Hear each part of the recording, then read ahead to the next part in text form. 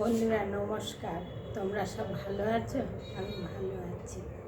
চলো আজকে আমি প্যাকাল মাছ দিয়ে, কচু দিয়ে, আলু দিয়ে, আলু একটা, সবটাই কচু মানে গাঁটি কচু দিয়ে আমি আজকে প্যাকাল মাছের ঝোল করবো। চলো দেখবে প্রথম থেকে শেষ পর্যন্ত। আর প্যাকাল মাছ দিয়ে কচু দিয়ে ঝোল কে কে খেয়েছো কমেন্ট করবে। ঠিক আছে, কে কে খেয়েছো বলবে সেটা। এই দেখো আমি গ্যাসটা ভরিয়ে নিলাম।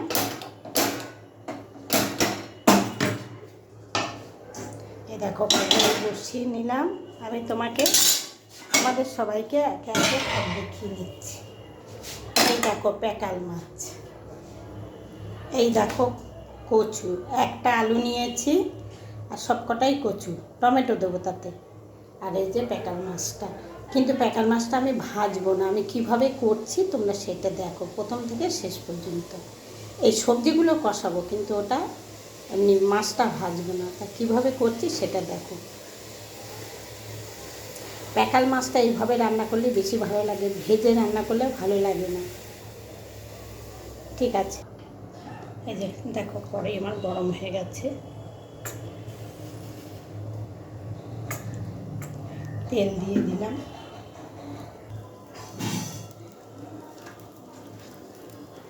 এই যে জিরে ফোড়ন দিলাম।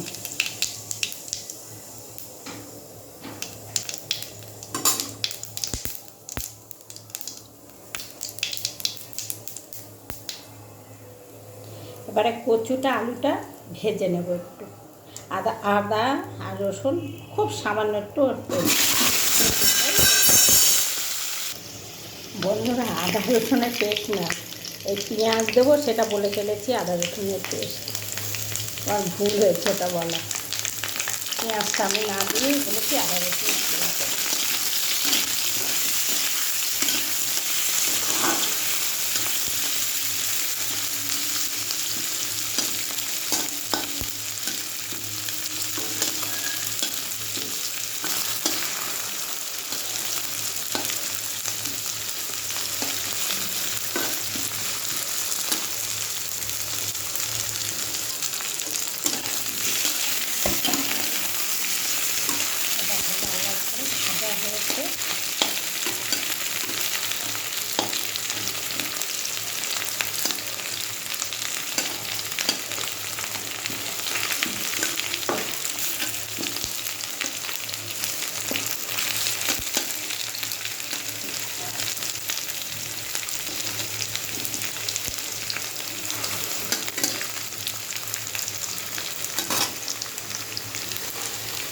এবারে জিরের গুঁড়ো, এই যে এটা জিরের গুঁড়ো,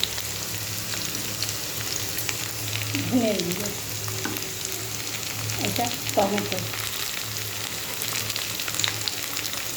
এই আন্দাজ মতন নুন,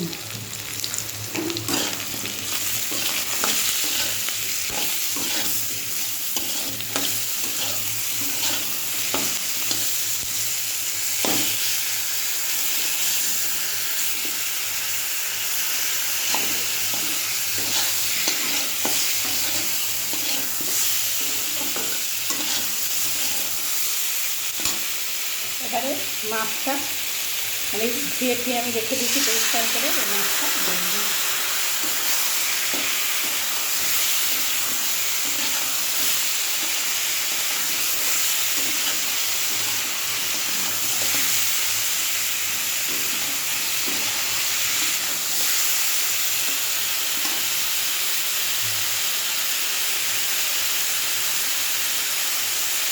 এবার আমি হলুদ দিয়ে দিলাম,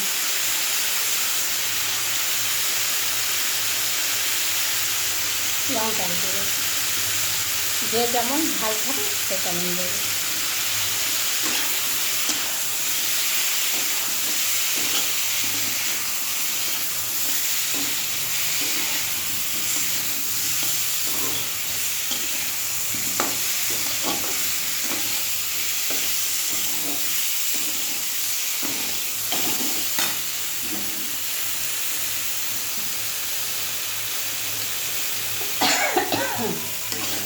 এবারে এটা ফাটলানো হয়ে গেছে, দেখো ডিম হয়েছিল, ডিমটা বেরিয়ে এসেছে। এবার আমি জলটা দিয়ে দিলাম।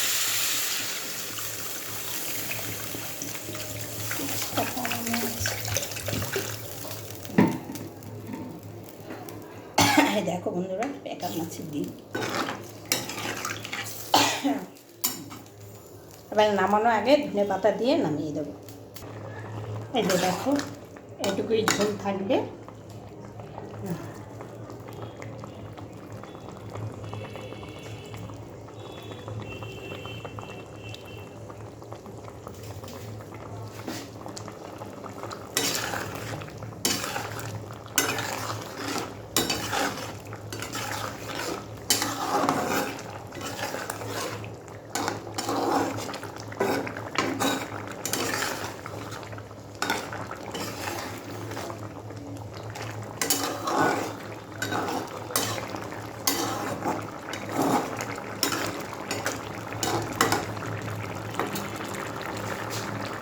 হয়ে গেছে, গ্যাসটি অফ করে দিলাম।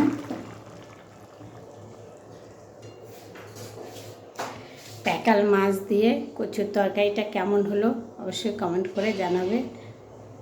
পাশে থেকেও একটা লাইক, একটা কমেন্ট। আর তরকারিটা কেমন হয়েছে সেটাও বলবে। আমি ওটা ভুলে বলেছিলাম, পেঁয়াজ দেবো বলে ফেলেছিলাম, আদা রসুনের পেস্ট। ঠিক আছে বন্ধুরা, রাখছি।